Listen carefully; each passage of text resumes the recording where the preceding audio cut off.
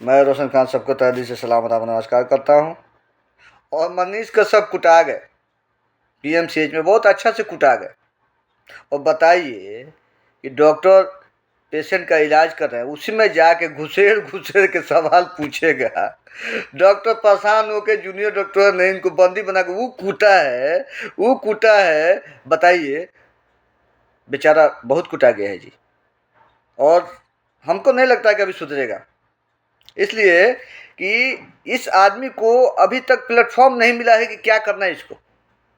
इसके दिमाग में ये सेट है कि हमको पैसा कहीं कमाना है, किसी को कुछ बोलो, अनसन बोलो, अपना सब्सक्राइबर बढ़ाओ, अपना फॉलोअर बढ़ाओ और पैसा कमाओ। इसी वजह से ये बोलता है। अरे मेरे भाई, अभी से भी सुधर जाओ, नहीं तो बिहार तुमको सुधार देगा।